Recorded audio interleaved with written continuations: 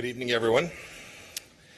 I want to begin this evening by expressing my condolences to the Bush family on the passing of a great man, President George H.W. Bush.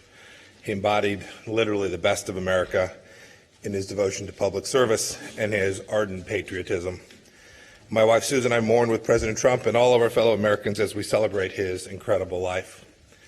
Tomorrow, I will join the President and my fellow cabinet members in honoring him during America's National Day of Mourning. President Bush, during his entire lifetime, was a relentless defender of transatlantic security. Today, we strive to emulate his example by asserting powerful American leadership on behalf of our people and our allies. When the INF Treaty was inked in 1987, it represented a good faith effort between two rivals to de-escalate the threat of nuclear war. President Reagan described it as the realization of an impossible vision. And Mikhail Gorbachev said it had universal significance for mankind. But whatever successes this treaty helped produce, today we must confront Russian cheating on its arms control obligations. As I told my fellow ministers earlier today, our nations have a choice. We either bury our head in the sand or we take common sense action in response to Russia's flagrant disregard for the express terms of the INF Treaty. It's worth noting that Russia's violations didn't happen overnight. Russia has been flight testing the SSC-8 cruise missile since the mid-2000s. Been testing it in excess of ranges that the treaty permits. All the tests of the SSC-8 have originated from the Kapustin Yar site from both a fixed and mobile launcher. Its range makes it a direct menace to Europe.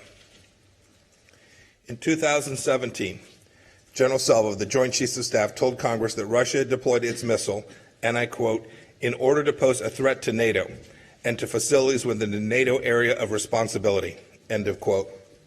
Russia continues to press forward, and as of late 2018 has fielded multiple battalions of the SSC-8 missiles.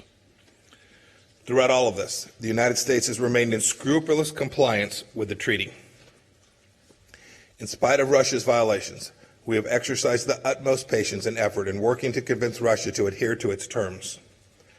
On at least 30 occasions since 2013, extending to the highest levels of leadership, we have raised Russia's noncompliance and stressed that a failure to return to compliance would have consequences. Russia's reply has been consistent: deny any wrongdoing, demand more information, and issue baseless counter-accusations. For more than 4 years, Moscow has pretended it didn't know what missile or test the United States was even talking about, even when we provided extensive information about the missile's characteristics and testing history. It was not until we chose to publicize the Russian name of the missile in November of 2017 that Russia finally acknowledged its existence. Then, Russia changed its cover story from the missile that does not exist to the missile that exists but is treaty compliant. These violations of the INF Treaty cannot be viewed in isolation from the larger pattern of Russian lawlessness on the world stage. The list of Russia's infamous acts is long.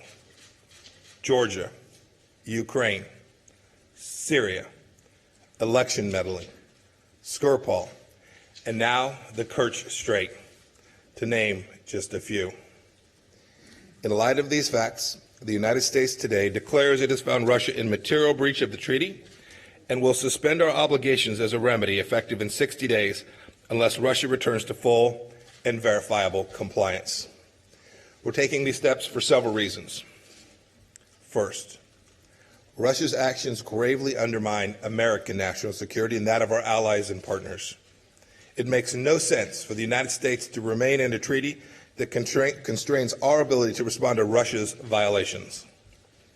Russia has reversed the trajectory of diminishing nuclear risk in Europe, where America has tens of thousands of troops and where millions more American civilians are living and working.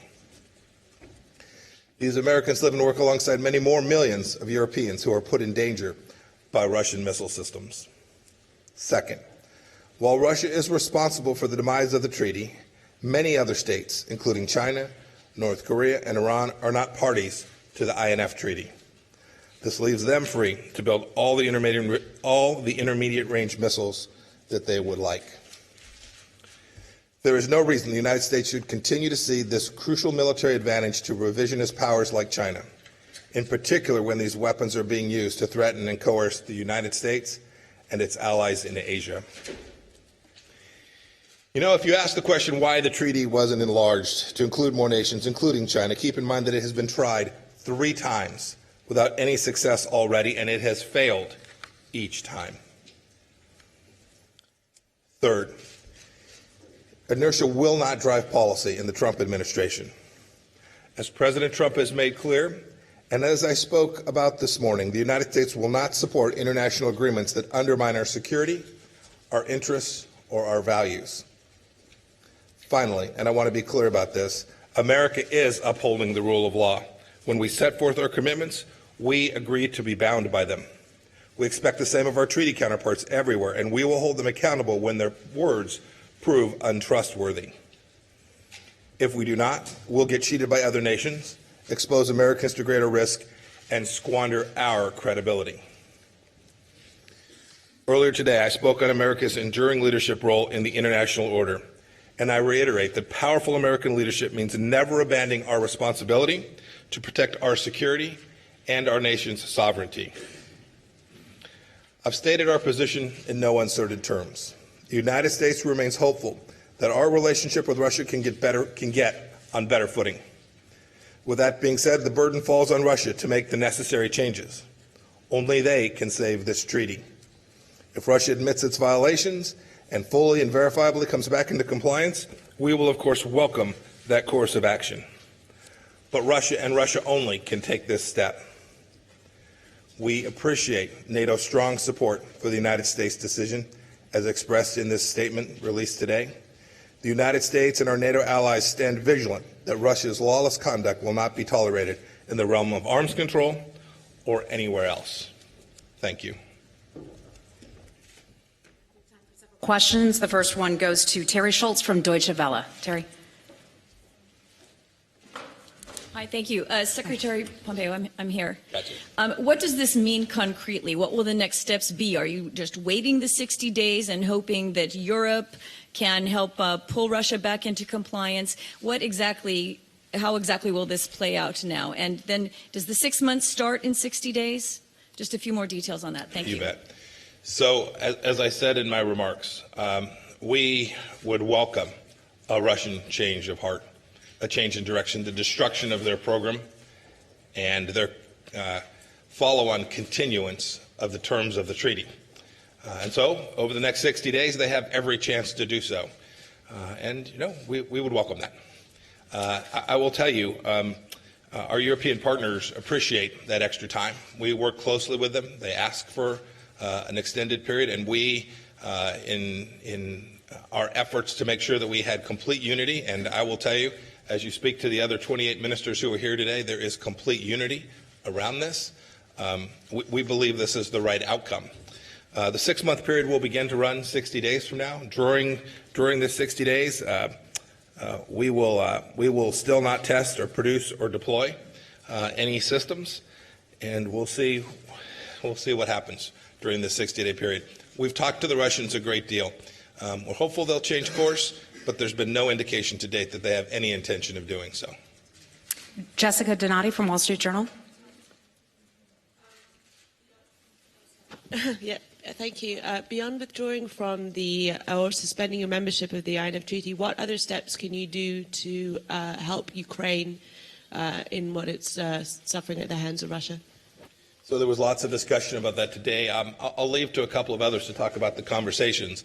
But 2 things were very clear from the time that we spent with the Ukrainian foreign minister as a group, is that there is complete unanimity that the Russian action was lawless and unacceptable, and deterrence must be restored, and that is a collective commitment of Europe and the world to deny Russia the capacity to continue to violate basic international law norms.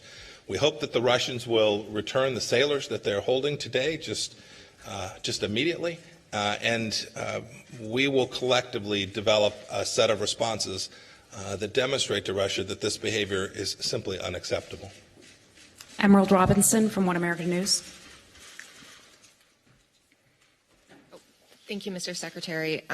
You talked about, yes, the commitments with treaties in regards to the United States and its allies, but you also talked about international institutions and gave America's viewpoint on that. You called out specifically the IMF and the World Bank and the UN. How do you think so many large international institutions can be reformed today? Is it a question of new leadership? Every institution needs to be evaluated consistently, right? And that doesn't, multilateral international organizations are no different. These organizations have now been around for an extended period of time, and each of them is worthy of full review. Are they still fit for purpose? Do they still serve their intended means? That's what I spoke about this morning.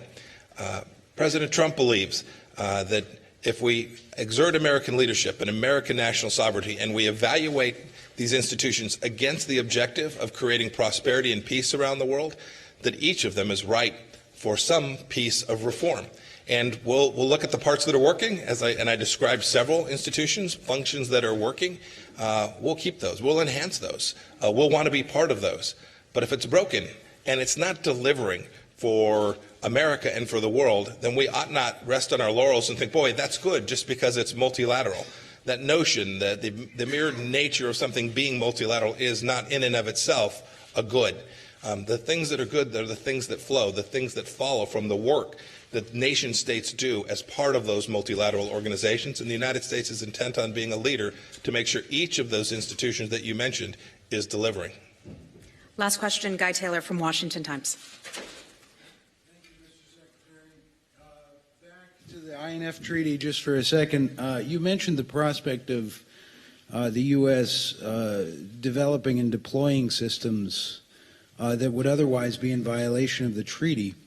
From a strategic perspective, is that kind of deployment something that the administration, the Trump administration, is really now preparing to do? And can you speak perhaps to European concerns about the prospect of the deployment of mid-range nuclear weapons across Western Europe, for instance, that have been banned by this treaty for so long?